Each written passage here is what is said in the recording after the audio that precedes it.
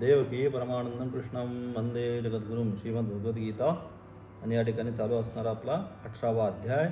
गेली 2 वर्ष सातत्याने याचा असणारा काय हे अनुष्ठान जे पंचमहायज्ञ जे आपले सांगितले नित्य जे केलेच पाहिजे त्याच्यामध्ये पहिला आहे ब्रह्मयज्ञ.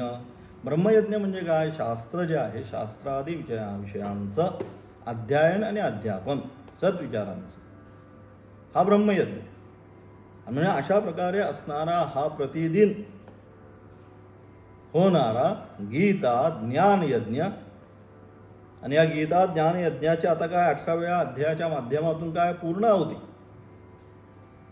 यज्ञाची पूर्णाहुती. शेवटी मग सगळे गुरुजी उभे राहतात. आपण नारळ वगैरे काय आहे त्या सगळ्या पात्रामध्ये ठेवतो आणि ते मंत्र म्हणून काय म्हणतो त्या ठिकाणी संपूर्ण जे आहे हा यज्ञ समाप्त झाला. हे यज्ञ नारायणा आता तू आमच्यावर तुझी कृपादृष्टी कर हे प्रार्थना करून त्या यज्ञाची पूर्णाहुती करतो. स्तोत्रामध्ये आपण शेवटी तसंच करतो. काही सूक्त आहे त्याच्यामध्ये तसंच करतो. मग त्या अनुषंगाने पूर्णाहुती किंवा स्तोत्रामध्ये शेवट जी फलश्रुती आहे ते फलश्रुतीच्या माध्यमातून ते केल्याने काय होतं हे सांगण्याचा प्रयत्न केला. तसं हे गीतेचं अध्ययन कशासाठी गीतेचं अध्ययन करायचं? एवढं 2 वर्ष सातत्याने सकाळी 7:30 वाजता उठून बसायचं,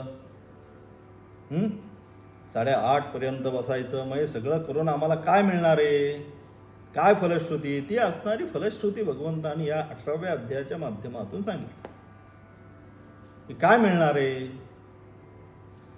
तर अत्यंत दुःखाची निवृत्ती आणि निरतिशय आनंदाची प्राप्ती. गीतेचं असणार फल तेच आहे. मामुपेत्य तू कोणतेय पुनर्जन्म न विद्यते सांगितलं की एकदा काय तू मला प्राप्त झाल्यानंतर काय तुला पुन्हा जन्म जो आहे जन्ममरणाचं जे चक्र आहे गीता गंगोदकम पीत्वा सांगितलं. पुनर्जन्म न विद्यते की पुन्हा जन्म आणि मरणाचं जे चक्र आहे या जन्म आणि मरणाच्या चक्रामध्ये आपण पुन्हा पुन्हा येत नाही ही याची असणारी फलश्रुती आहे.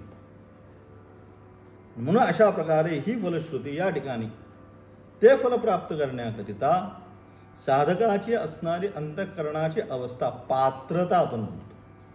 कुणीही डॉक्टर होत नाही. त्याच्यामध्ये काय असेल त्यांचा अभ्यास 10वी झाल्यानंतर सायन्स झाल्यानंतर काय मेडिकल झाल्यानंतर MBBS काय तो असेल तो सगळा अभ्यासक्रम पूर्ण झाल्यानंतर तुम्हाला काय होतं ती डॉक्टरेट जी आहे ती पदवी तुम्हाला त्या ठिकाणी त्यानंतर 7-8 वर्ष काय जे असेल त्याच्यानंतर तुम्हाला मिळते. आणि मग तुम्ही कोण होता? डॉक्टर असेल किंवा CA असेल इंजिनियर असेल काय जे असेल ते त्यासाठी त्या सगळे जे त्याच्याची आवश्यक पात्रता अभ्यास जो आहे तो अभ्यास केल्यानंतर मिळतं. त्याप्रमाणे या ठिकाणी सुद्धा काय आता हा सगळा अभ्यास गीतेमध्ये सांगितला. काय ती निरतिशय आनंदाची प्राप्ती जर साधकाला आपल्या जीवनामध्ये प्राप्त करून घ्यायची असेल तर काय केलं पाहिजे? त्याने हा सगळा अभ्यास या ठिकाणी सांगितला. 2ऱ्या अध्यायापासून ते 18वा जो अध्याय आहे याच्या माध्यमातून स्थितप्रज्ञस्य का भाषा प्रजहाती यदा कामान अमानित्व अदंबित्व अभयम सत्वम शुद्धी हे सगळे जे काही श्लोकाच्या माध्यमातून काय सांगितलं तर अभ्यास की दैवी गुणसंपत्ती जी आहे सात्विक गुणसंपत्ती जी आहे ही सात्विक गुणसंपत्ती जोपर्यंत अंतःकरणामध्ये निर्माण होत नाही तोपर्यंत ते जे सुसंवेद्य स्वरूप आहे त्या सुसंवेद्य स्वरूपाचं दर्शन तुला होणार नाही. आणि म्हणून अशा प्रकारे ते सुसंवेद्य स्वरूप तुला जर पाहावयाचं असेल तर मग काय केलं पाहिजे? ही असणारी सगळी दैवी गुणसंपत्ती हे सगळे तुझ्यामध्ये पाहिजे. अमानित्व अधंबित्व अभयम सत्वम संशुद्धी प्रजाती यदा कामन वगैरे सगळं जे काही सांगितलं त्याच्यामध्ये मग 6वा ध्यान योग पण घातला. कशा प्रकारे ध्यान केलं पाहिजे त्यानंतर कशा प्रकारे दिनचर्या पाहिजे ते पण सांगितलं. युक्त आहार विहारस्य युक्त चेतस्य कर्मसु युक्त स्वप्न अवबोधस्य योगो भवति दुःखः. कशा प्रकारे संपूर्ण दिनचर्या युक्त पाहिजे. आणि युक्त पाहिजे म्हणजे काय नित्य त्या अनुषंगाने तपसा ब्रह्मविजिज्ञासस्व सांगितलं. ब्रह्मप्राप्ती एवढी सहज नाही आहे की कुणी आला आणि डोक्यावर हात ठेवला मग आम्हाला ब्रह्मज्ञान झालं तसं होत नाही. त्यासाठी तपसा सांगितलं. 12 वर्ष आयुष्य संपूर्ण त्यामध्ये द्यायला लागतं त्यावेळेस त्या ब्रह्माची प्राप्ती होती. म्हणून सांगितलं तपसा ब्रह्मजिज्ञासस्व तपो ब्रह्मेती स तपो तप. तप म्हणजे पुन्हा पुन्हा पुन्हा पुन्हा पुन्हा पुन्हा आता जसं जे चाललेलं आहे त्याचंच पुन्हा पुन्हा श्रवण कीर्तन चिंतन मनन तद व्यतिरिक्त अन्य काही नाही. अशा प्रकारे पुन्हा पुन्हा पुन्हा पुन्हा शास्त्राचं चिंतन मनन निधिध्यासन आपण करू म्हणून ती सांगितली. काय साधना काय सांगितली म्हणून गीतेची वेदांत शास्त्रामध्ये साधना काय सांगितली म्हणून श्रवण मनन निधिध्यासना ही साधना सांगितली. काय केलं पाहिजे? पहिल्यांदा शास्त्राचं श्रवण केलं पाहिजे. गुरुग्रही जाऊन कुठे पण श्रवण नाही केलं पाहिजे. काय म्हणून श्रोत्रियम ब्रह्मनिष्ठम गुरुची असणारी लक्षणं. आता येईल गुरुपौर्णिमा आता लवकरच. गुरु कसा पाहिजे तर गुरु कशा प्रकारे पाहिजे त्या गुरुची असणारी दोनच लक्षणं सांगितलं. श्रोत्रियम श्रोत्रियश्छंदोधीते सांगितलं की छंदानाम ह्या अधीयते स श्रोत्रिय. छंदानाम छंदा म्हणजे त्या ठिकाणी असणारं शास्त्राचं असणारं सांगोपांग वेदचं असणारं अध्ययन आणि अध्यापन ज्याचं झालेलं आहे की संपूर्ण शास्त्राची असणारी दृष्टी ज्याला प्राप्त झालेली आहे. शास्त्रामध्ये इथे काय म्हणायचं आहे कारण कधी कधी आपल्याला परस्पर जे वाक्य आहेत जे मंत्र आहेत त्यामध्ये कुठेतरी विरोध दिसतो. मग नक्की काय सांगायचं तिथं म्हणून त्याचं काय पाहिजे सारासार त्या शास्त्राचा त्याचा अवलोकन झालं पाहिजे त्याचा अभ्यास झाला पाहिजे त्याचं अध्ययन झालं पाहिजे. अशा अध्ययनाने काय झाला पाहिजे तो परिपूर्ण ज्यावेळेस होईल अध्ययन आणि अनुभव या दोन्ही गोष्टींनी अनुभव कधी होतो त्याचंच पुन्हा पुन्हा चिंतन करत करत करत करत ज्यावेळेस काल त्यामध्ये व्यतीत होतो त्या हळूहळू हळूहळू त्याला मग लक्ष द्यायला लागतं. हो बाबा हे जे म्हटलं आहे शास्त्राने हे योग्यच म्हटलं आहे. तो काय तो अनुभव म्हणून ज्ञानम विज्ञान सांगितलं गीतेने. 9व्या अध्यायामध्ये काय सांगितलं ज्ञान नको आहे. मग काय पाहिजे ज्ञानम विज्ञान सहितम यद्वनात्वा मोक्षसे अशुभा. ज्ञान आणि विज्ञान विज्ञान म्हणजे ते सांगितलं अनुभवयुक्त ज्ञान. आता आपण म्हणतो लोका सांगे ब्रह्मज्ञान आपण कोरडे पाषाण म्हणतो की लोकांना सगळं ब्रह्मज्ञान छानपैकी एकदा व्यासपीठावर बसले हे सगळं आचार्य म्हणतात काय वाक् वैखरी शब्दजरी शास्त्र व्याख्यान कौशल्यम हे सगळं मस्तपैकी सांगताय. परंतु काय भुक्तये न तू मुक्तये स्वतःच्या भोगा करतात जर ते असेल त्याचा काही उपयोग नाही. म्हणून ते ज्ञान काय पाहिजे ते श्रोत्रिय म्हणजे काय ते ज्ञान जे आहे ते स्वतःच्या जीवनामध्ये पाहिजे. आणि एकदा ते ज्ञान स्वतःच्या जीवनामध्ये झाल्यानंतर काय ब्रह्मनिष्ठा ब्रह्मणी निष्ठा ब्रह्म परमेश्वरच आहे. परमेश्वराच्या व्यतिरिक्त अन्य काही नाही. वेदांताचा जो सिद्धांत आहे त्या सिद्धांताच्या अनुषंगाने सर्व अंतर्बहिश्च तत्सर्व व्याप्यम नारायण स्थित अभिन्न निमित्त उपादान कारण परमेश्वर हा वेदांताचा सिद्धांत आहे. काय वेदांत सिद्धांत आपण सांगतो वेदांताचा सिद्धांत हाच सांगितला की अभिन्न निमित्त उपादान कारण परमेश्वर. तुम्हाला दोघांनी विचारलं आता संपूर्ण गीता शिकली किंवा आता तुम्ही एवढं सगळं वेदांताचं अध्ययन करत आहात मग काय बरं वेदांताचा सिद्धांत काय सांगितलं वेदांताने सांगा बरं आम्हाला एका वाक्यामध्ये. तर हे एवढं एकच वाक्य आलं पाहिजे अभिन्न निमित्त उपादान कारण परमेश्वर. या जगतामध्ये परमेश्वराच्या व्यतिरिक्त काही नाही. मग तेच सांगितलं त्या ठिकाणी नारायण सूक्तामध्ये काय अंतर्बहिश्च तत्सर्व व्याप्यम नारायण स्थित. आत बाहेर सर्व त्रोतोच आहे त्याच्या व्यतिरिक्त अन्य काही नाही. वासुदेवच सर्व सांगितलं की जे काय आपण पाहत आहोत हे वासुदेवच आहे. वासुदेवाच्या व्यतिरिक्त अन्य काही नाही. पण ती पाहण्याची जी दृष्टी आहे ही संतांना महात्म्यांना का झाली की त्यांच्यामध्ये हे सगळे गुण निर्माण झाले. गीतेने ज्या क्वालिटी सांगितल्या अमानित्वादी या सगळ्या क्वालिटी पहिल्यांदा काय झालं त्यांच्यामध्ये शुचिराम श्रीमताम गेहे योग भ्रष्टो विजायते सांगितलं त्या ठिकाणी की एकदा साधनेला आरंभ केल्यानंतर कुठल्याही अवस्थेमध्ये तो गेला तर ती साधनेचे संस्कार त्याच्या बरोबर येतात हे सांगण्याकरता तो श्लोक आहे. मग केलेली आपली साधना कधीच वाया जात नाही हे सांगण्याकरिता 6व्या अध्यायामध्ये तो श्लोक त्या ठिकाणी दिला की तुम्ही एकदा साधना पथा योग्य मार्गावर येणं योग्य मार्गदर्शन. म्हणून त्यासाठी काय सांगितलं श्रोत्रियम ब्रह्मनिष्ठ असा जो गुरु आहे त्या श्रोत्रिय आणि ब्रह्मनिष्ठ गुरुकडेच जाऊन इकडे तिकडे जाऊन नाही. जो खरोखर परंपराने शिकलेला आहे असा जो श्रोत्रिय असा जो ब्रह्मनिष्ठ ब्रह्मनिष्ठ म्हणजे परमेश्वर आहे त्यामध्येच जे शिकलो आहे त्याच्यामध्येच काय त्याचाच त्याचा अध्यास आहे. त्याच्या व्यतिरिक्त अन्य काही तो अध्यास करायला जात नाही. त्याच्यामध्येच त्याचं नित्य नेमनामी तो प्राणी दुर्लभ, त्याच्यामध्येच त्याचं अध्ययन अध्यापन श्रवण मनन निध्यासन त्यामध्येच तो राहील आहे, त्या याच्यामध्येच तो कसा राहील, समाधान वृत्तीने जगेल असा असणारा जो आचार्य, त्या आचार्यांकडे जाऊन त्या शास्त्राचं काय केलं पाहिजे, शिष्याने ज्यावेळेस अध्ययन करेल त्यावेळेस ते अध्ययन काय होईल, निश्चितपणे सफल होईल, त्या अंगी लागेल. आपण म्हणतो खातोय पण अंगी लागत नाही. आपला एक जनमानसामधला हा एक संवाद आहे, हा एक शब्द आहे. भरपूर खायला आहे काय नाही पण अंगी लागत नाही. निस्ता काय करतो, निस्ता इकडं जा तिकडं जा हडहड म्हणतो आपण त्या निस्ता, की अंगी लागत नाही त्याचे. सगळे खायला काही नाही असं नाही, सगळे त्याचे बाबा आणून ठेवतात. काजू आहे, बदाम आहे, हे आहे, दूध आहे, फळं आहे, सगळं आहे, परंतु त्याच्या अंगी लागत नाही.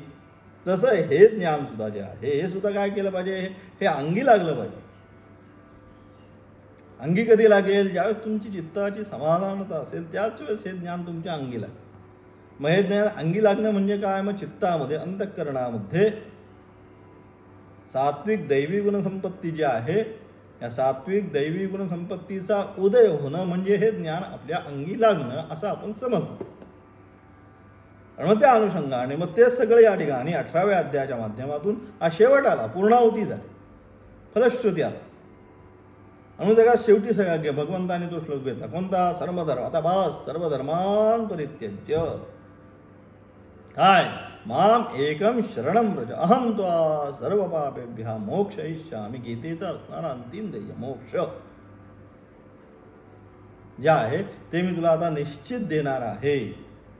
की आता सगळं ऐकलं, सगळं श्रवण मनन निध्यासन झालं, आता काय कर, सगळं जे काय आहे, जे काय शिकलाय, जे काय समजतोय, जे काय करतोय, जे सगळं सर्व धर्मान परित्यज्य माम एक, म्हणजे मी एक परमेश्वर जो आहे तो परमात्मा, तो अंतर्यामी असणारे ते ब्रह्म चैतन्य स्वरूपाचे आहे त्या तत्वाला काय कर, आता शरण जा. मी काय करतो, अहम त्वा सर्व पा. एकदा अशा प्रकारे त्या स्वस्वरूपाला जाणल्यानंतर, शरण गेल्यानंतर तुझी सर्व जी काही पापं आहेत, अहम त्वा सर्व पापेभ्यः, त्यापासून मी काय करेल, तुला निश्चितपणे मोक्षयिष्यामि मा शुचा, तुला मी मोक्ष देईल, तू काळजी करू नकोस. हा परमसिद्धांत गीतेचा.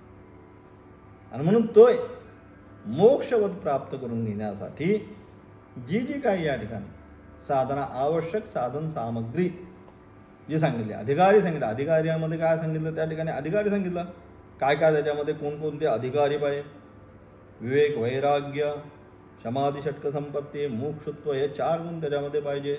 त्यामध्ये काय, विवेक वैराग्य समाधी षटक संपत्ती, शमदम परम, म्हणजे तेच सांगितलं. आता जे चाललेलं आहे या ठिकाणी 54व्या 51व्या श्लोकापासून पुढे जे काय सांगितलं तेच सांगितलं.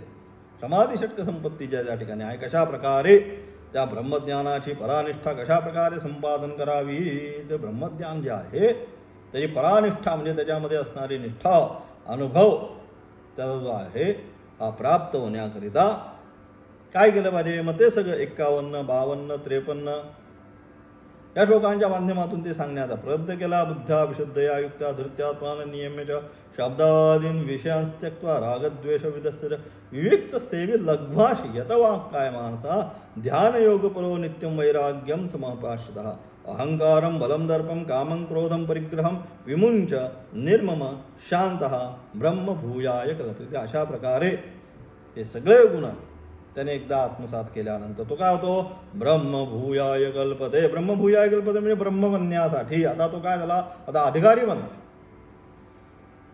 ब्रह्मप्राप्तीचा. म्हणजे अशा प्रकारे तो अधिकारी बनल्यानंतर अथवा तो ब्रह्मभावालाच प्राप्त होतो. आणि अशा प्रकारे काय ब्रह्मभाव प्राप्त करतो तो काय, अशा प्रकारे काय बुद्ध्या विशुद्धया युक्ता उक्त क्रमेण, अशा प्रकारे जो आता सगळा क्रम चाललेला आहे या ठिकाणी, की अशा प्रकारे ही सगळी संपत्ती त्याला प्राप्त झाली, दैवी गुण संपत्ती. ही दैवी गुणसंपत्ती त्याला काय झाली या ठिकाणी प्राप्त झाली. ती प्राप्त झाल्यानंतर आता तो एकदा त्या ब्रह्मभावाला प्राप्त झाल्यानंतर काय होतं ते 54व्या श्लोकामध्ये सांगण्याचा प्रयत्न केला. अशा प्रकारे असणारा तो काय, ब्रह्मभूत प्रसन्नात्मा न शोचती न कांक्षती. समः सर्वेषु भूतेषु मद्भक्तिं लभते पराम. की अशा प्रकारे ही सगळी दैवी गुणसंपत्ती प्राप्त केल्यानंतर तो असणारा ब्रह्मभूत प्रसन्न आत्मा, ज्याने काय ब्रह्मभूत म्हणजे ब्रह्मभूत झालेला किंवा त्या अनुषंगाने तो अधिकार प्राप्त केलेला ब्रह्मज्ञानी जो आहे, अशा प्रकारचा तो कसा आहे, तो प्रसन्न आत्मा. त्याचा आता आत्मा तो प्रसन्न आहे, त्यामध्ये आता कुठल्याही प्रकारचं, म्हणून मग असे सांगितलं आत्यंतिक दुःखाची निवृत्ती आणि निरतिशय आनंदाची प्राप्ती, तेच याने प्राप्त होणं. म्हणून त्या ठिकाणी आचार्य सुंदर त्या ठिकाणी भजगोविंदम म्हणतात. काय म्हणतात, योगरतो वा भोगरतो वा संगरतो वा संगविहीनः यस्य ब्रह्मणि रमते चित्तम नंदती नंदती नंदत्येव. की अशा प्रकारे जातं चित्त त्या ब्रह्मामध्ये रममान होतो. तो काय होतो, केवळ आनंदामध्येच राहतो. त्याला आनंदाच्या व्यतिरिक्त दुसरं काही त्या ठिकाणी मिळत नाही. आणि अशा प्रकारे तो असणार, म्हणून तो काय सांगितलं, प्रसन्नात्मा. प्रसन्नात्मा म्हणजे केवळ आनंदामध्ये, आनंदाचे डोही आनंद तरंग, आनंदाची अंग आनंद. त्या आनंदाच्या व्यतिरिक्त एकदा त्या भावाला प्राप्त झाल्यानंतर काही दुसरा कोणताच भाव त्याच्या अंतःकरणामध्ये राहत नाही.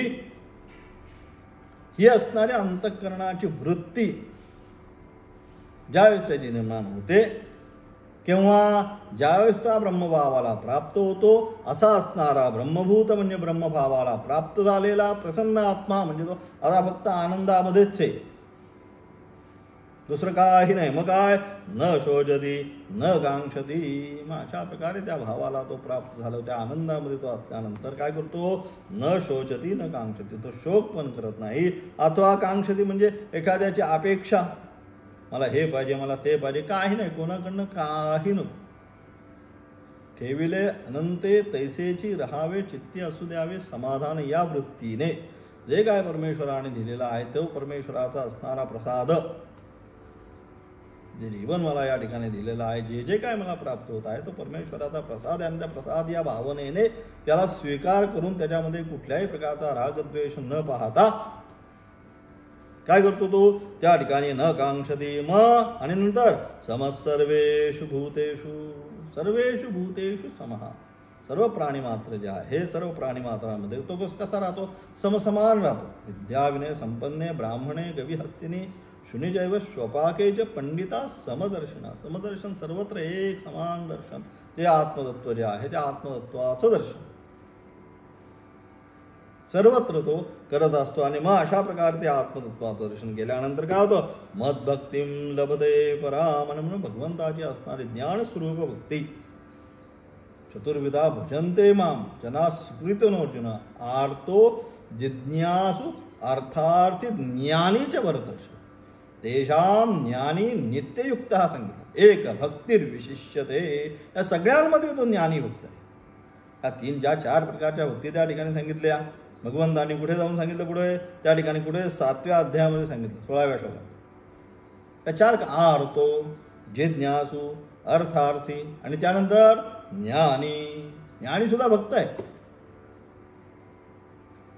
मोक्ष कारण सामग्र्या भक्तिरेव गरी असे सांगितलं आचार्य. या मोक्षाच्या सगळ्या सामग्री जी आहे, मोक्ष सामग्र्यामध्ये आचार्य म्हणतात त्याच्यामध्ये भक्तिरेव गरीयसी. हे भक्तीचं स्थान जे आहे, अनेक वेळा म्हणतात की बाबा हे जे ज्ञानी आहेत त्यांच्यामध्ये भक्तीचा अंश नसतो. अरे भक्तीचा अंश नाही, ते भक्तिरेव गरीयसी आचार्य म्हणतात. पुढे विवेक चूडामणीमध्ये आचार्य म्हणतात की या सगळ्या मोक्षाच्या सामग्रीमध्ये त्याच्या महत्त्वाची काय तर भक्ती आहे. घरी असे म्हणजे अत्यंत महत्त्वाची त्या ठिकाणी, म्हणजे असे असणारी ती भक्ती या तिघांपेक्षा म्हणून होतो तेषां ज्ञानी नित्ययुक्त. एक भक्तिर्विशिष्यते. तो मला अत्यंत प्रिय, या तिघांपेक्षा तो ज्ञानी भक्त आहे. हा ज्ञानी भक्त मला अत्यंत प्रिय आहे. तो या ठिकाणी सर्व समम सर्वेषु भुक्तेषु मद्भक्तिं लभते परा. मद्भक्ती म्हणजे ज्ञान स्वरूपाची असणारी जी भक्ती आहे, ती ज्ञान स्वरूपाची असणारी भक्ती किंवा ज्ञानरूप भक्तीला तो काय होतो त्या ठिकाणी प्राप्त होतो. म्हणजे अशा प्रकारे तो जो आहे तो अशा प्रकारे साधनाने संपन्न असणारा अधिकारी ज्ञानपात्रते सहाय. ज्ञानपात्रेचा तो त्या ठिकाणी काय होतो, त्याच्या असणाऱ्या अंगी तो ज्ञानासाठी पात्र त्या ठिकाणी बनतो. आचार्य काय म्हणतात पाहू, ब्रह्मभूत इति ब्रह्मभूतः ब्रह्मप्राप्तः प्रसन्नात्मा लब्ध अध्यात्मप्रसाद स्वभावः न शोचति किंचित् अर्थवैकल्प्य आत्मनः वैगुण्यं वा उद्दिश्य न शोचति न संतप्यते न कांक्षति न हि अप्राप्तविहकांक्षा ब्रह्मविदः उपपद्यते अतः ब्रह्मभूतसायं स्वभावः अनुद्यते न शोचति न कांक्षति न रिष्यति इति वा पाठान्तरं समस्सर्वेषु भूतेषु आत्मभूमेन सर्वभूतेषु सुखं दुःख वा सममेव पश्यन्ति इत्यर्थः न आत्मसमदर्शनं यः तस्य वक्ष्यमाणत्वात् भक्त्या मां जानन्ति एवं भूतः ज्ञाननिष्ठः मयि परमेश्वरे भक्तिं भजनं पराम् उत्तमां ज्ञानलक्षणां चतुर्थीं लभते चतुर्विधा भजन्ते माम इति हि उक्तं च ब्रह्मभूत म्हणजे ब्रह्माला प्राप्त झालेला म्हणजेच काय जिवंत असताना सर्व अनर्थ निवृत्त होऊन म्हणजे आता या असतानाच या शरीरामध्येच असताना गेल्यानंतर काय होईल असं नाही अलग अलग म्हणजे याचा प्रत्यक्ष अनुभव आहे दुसऱ्या शास्त्रामध्ये आणि या वेदांत शास्त्रामध्ये आहे गेल्यानंतर कुठेतरी काहीतरी प्राप्त होणार आहे हे इथं नाही आत्ताच लगेच त्याचा अनुभवयुक्त ज्ञान एकदा तुमच्यामध्ये ती पात्रता निर्माण झाली अंतःकरणामध्ये अमानित्वादी सगळे गुण आले की त्या क्षणी त्याचा अनुभव घेण्यासाठी दुसऱ्या कुठेतरी जाईल आणि मग तिथे त्याचा अनुभव होईल कुठेही दुसरीकडे जायची गरज नाही हे फार महत्त्वाचं आहे याच देही याच डोळा इथंच त्याचा अनुभव आहे दुसरीकडे जाण्याची गरज नाही हे फार महत्त्वाचं आहे वेदांत शास्त्राचं फल की आणि म्हणून तेच सांगितलं ब्रह्मभूत म्हणजे ब्रह्माला प्राप्त झालेला काय करतो जिवंत असतानाच आता या आत्ताना जिवंत असतानाच काय करतो सर्व अनर्थ निवृत्त होऊन कुठल्याही प्रकारचा आता त्या ठिकाणी काय असतो अनर्थ सर्व अनर्थ निवृत्त होऊन काय निरतिशय आनंद ब्रह्म मी असा अनुभव घेणारा अशा प्रकारे सर्वत्र ब्रह्म मीच आहे अशा प्रकारचा अनुभव घेणारा कोण तो प्रसन्नात्मा अशा प्रकारचा असणारा तो प्रसन्नात्मा म्हणजे लब्ध अध्यात्म प्रसाद अध्यात्म म्हणजे प्रत्येगात्मा त्या अतील प्रसाद म्हणजे सर्व अनर्थ निवृत्तीने परमानंदाचा आविर्भाव तो ज्याला प्राप्त झालेला आहे तो प्रसन्नात्मा होय की अशा प्रकारे सगळं निवृत्त अनर्थाची निवृत्ती अनर्थ काय संसार सगळा अनर्थ स्वरूपच आहे त्याची सगळ्याची निवृत्ती झाल्यानंतर का तो परमानंदाचा आविर्भाव ज्याला प्राप्त झालेला आहे ज्याच्या अंतःकरणामध्ये त्या परमेश्वराचा असणारा साक्षात्कार साक्षात अपरोक्षात ब्रह्म हा अनुभव ज्याला प्राप्त आपल्या जीवनामध्ये झालेला आहे तो प्रसन्न आत्मा त्या आनंदाने मग काय तो त्याला काही बाकी गोष्टी ज्या तो त्याच्या आनंदामध्येच राहतो म्हणून मध्ये आपण त्या आपण ऋषिकेशला आपण म्हणतो मस्ताराम बाबाची गुफा मस्ताराम मस्तानंद आत्मानंद त्यांना काही दुसरं काहीच नको स्वतःच्याच यस्य आत्मरतिरेवस्य आत्मतृप्तश्च मानवा आत्मनेव च संतुष्टः त्यांना दुसरं तस्य कार्यं न विद्यते शास्त्रामध्ये त्यांना त्याच्यात आनंदामध्ये ते मस्तपैकी राहतात त्यांना दुसरं काही नको मग त्यांना आपण मग त्या ठिकाणी म्हणजे साधू महात्मे यांच्यामध्ये यांच्या शब्दामध्ये ते मस्ताराम सगळे स्वतःच्या मस्तीमध्ये राहतात त्यांना बाकी काय म्हणून मग आचार्य म्हणतात योगरतो वा भोगरतो वा संगरतो वा संगविहीन यस्य ब्रह्मनिरमदे चित्तम त्यांना बाकी काही कशाशी काही घेणं नाही काही देणं नाही आपल्या आनंदामध्ये आनंदाचे डोळी बास त्या आनंदानं ब्रह्मानंदामध्ये ते राहत असतात आणि अशा प्रकारे त्या ब्रह्मानंदामध्ये राहत असल्यामुळे ते काय प्रसन्न आत्मा त्यांच्या आता अंतःकरणाला प्रसन्न झालेलं दुःखाचं लवलेश सुद्धा येत नाही अरे हे झालं ते झालं दुःख कोणाला जो सांसारिक मनुष्याला दुःख आहे आज हे नाही उद्या ते नाही परवा हे नाही असं झालं तसं झालं सारख्या कंप्लेंट्स याला कंप्लेंट्सच नाही कोणाला कंप्लेंट करायची सगळ्याच ब्रह्माला काय कंप्लेंट ब्रह्माची करायची अवघा रंग एक झाला रंगला श्रीरंग त्यामुळे त्याला काही कंप्लेंटच नाही बाकी म्हणून तो काय कंप्लेंट नसल्यामुळे हा प्रसन्न आत्मा बस मस्तपैकी आपला त्या आनंदामध्ये ब्रह्माचा राहतो म्हणून तो काय झाला प्रसन्न आत्मा तो शोक करत नाही म्हणून तो काय आहे अशा प्रकारे तो प्रसन्न आत्मा असल्यामुळे त्याला कुठल्याही प्रकारचा शोक त्या ठिकाणी त्याला होत नाही तो करत नाही कोणत्याही पदार्थाच्या हानीला किंवा स्वतःच्या वैगुण्याला उद्देशून शोक करत नाही व कशाची आकांक्षाही शोक पण करत नाही कशाची आकांक्षाही करत नाही मला हे पाहिजे मला ते पाहिजे मला अमुक पाहिजे कसलंच नाही ज्या आहे त्या परिस्थितीमध्येच म्हणून सांगितलं ठेविले आनंद तैसेची राहावे चित्ती असू द्यावे समाधान या न्यायाने या वृत्तीने तो काय करतो त्याच्या अंतःकरणाची अवस्था कोणाकडनं मला अपेक्षा जे आहे मला हे मिळेल ते मिळेल असं मिळेल तर काही नाही ना कांक्षती कोणाकडनं काही अपेक्षा नाही जे काय आहे शारीरम केवलम करम भिक्षाटनादी भिक्षौषधम भुज्यताम, त्या अनुषंगाने जे सांगितलं साधना पंचकमध्ये सांगितली ती साधना, त्या अनुषंगाने आपलं जीवन यापन करत असतो. आणि अशा प्रकारचा तो स्वतःला वैगुण्य उद्देशून शोक मोह करत नाही, कशाची आकांक्षाही करत नाही. तात्पर्य काय? शोक करत नाही व आकांक्षा करत नाही, असा हा ब्रह्मभूताचा स्वभाव सांगितला जातो. म्हणजे काय? शोक पण करत नाही ना आकांक्षा सुद्धा करत नाही. मला अमुक पाहिजे, मला तमुक पाहिजे, कसली आकांक्षा नाही, अथवा कुठल्याही प्रकारचा त्याला शोक सुद्धा करत बसत नाही. मला हे नाही मिळालं, मला ते कंप्लेंट्स नाही, जे आहे त्याच्यामध्ये आनंदाने राहत असतो. आणि म्हणून अशा प्रकारचा असणारा अप्राप्त हा म्हणून काय? शोक करत नाही व आकांक्षा करत नाही, असा हा ब्रह्मभूताचा स्वभाव सांगितला जातो. त्याच्या पूर्वसिद्ध स्वभावाचा हा अनुभव आहे. कारण ब्रह्मवेत्याला अप्राप्त विषयाविषयीची आकांक्षा उत्पन्न होत नाही, कारण त्याच्यामध्ये आकांक्षाच नाही. त्याचं सगळं त्याग सर्व म्हणून सांगितलं. प्रजहाती यदा कामान सांगितलं गीतेने, पहिल्यांदाच सांगून टाकलं. कसा आहे तो? स्थितप्रज्ञस्य का भाषा समाधिस्तस्य केशवस्ति किं प्रशासेत किमासीत व्रजेत किं. त्या ठिकाणी सांगितलं सर्वात पहिलंच गुण तो सांगितला. कोणता? प्रजहाती यदा कामान सर्वान पार्थ मनोगतान आत्मन्येवात्मना दुष्टा सर्वज्ञस्य. फक्त स्वतःच्या आत्मामध्ये काय? प्रजहाती यदा काम, सगळ्या कामना प्रकर्षेने जहती, काही ठेवत नाही मनामध्ये, कुठलीच कामना नसते त्याची. अशा प्रकारचा मग कसा? फक्त आत्म्यामध्येच सर्वमान राहणारा. मग तेच या ठिकाणी सांगितलं. कारण ब्रह्मवेत्याला अप्राप्य विषयाविषयीची आकांक्षा उत्पन्न होत नाही. मला हे प्राप्त करायचं आहे. एकदा ते प्राप्त झाल्यानंतर परत काही प्राप्त करायची गरज नाही. येणं ज्ञातेनं सांगितलं. काय? सर्वमिदं विज्ञातं भवति इति, की जे जाणल्यानंतर आता काय? परत काही जाणण्याची गरज राहत नाही. एकदा ते तत्व जाणलं की परत काही शिकायचं आहे. आता म्हणून परत आता गीता शिकल्यानंतर परत आता काहीतरी मला शिकायचं आहे. झालं, संपलं. सर्व धर्मान परित्यज्य सांगितलं. त्याची फलश्रुतीच त्या ठिकाणी. आता परत काही नाही. आणि अशा प्रकारे असणारा तो जो आहे काय, त्याला कुठल्याही म्हणून कोणत्याही परत विषयाची, त्याच्या मनामध्ये कुठल्याही विषयाची आकांक्षा त्या ठिकाणी परत राहत नाही. असा विषयाविषयीची आकांक्षा उत्पन्न होत नाही. किंवा न ऋष्यते असा पाठ आहे. याचा अर्थ रमणीय वस्तू प्राप्त झाल्याने आनंदही होत नाही किंवा अतिशय एक तर आकांक्षा नाहीच, परंतु एखादी रमणीय वस्तू प्राप्त झाल्यानंतर त्याला काय? त्याला आनंदही होत नाही. अरे एवढी मोठी गाडी मला कोणीतरी आणून दिली, वा वा वा. आता पुन्हा आनंदही होत नाही. कोणी मला असं करून दिलं, मला एवढी मोठी कुटिया बांधून दिली, पुन्हा आनंदही. तो कुटियात झोपेल नाही तर परत सूर्यमंदिर करून मूल निवासा, तिथनं उठेल आणि झाडाच्या मुलापाशी जाऊन पुन्हा झोपेल. त्याला कशातही अलग त्याचा आनंद फक्त आता एकच, ब्रह्मानंद. त्याच्यामध्येच त्याचा आनंद, बाकी कुठल्याही भौतिक विषयांमध्ये त्याचा आता आनंद राहिलेला नसतो. आणि म्हणून काय? अथवा त्याचा अर्थ असा, रमणीय वस्तू प्राप्त झाल्याने आनंदही होत नाही.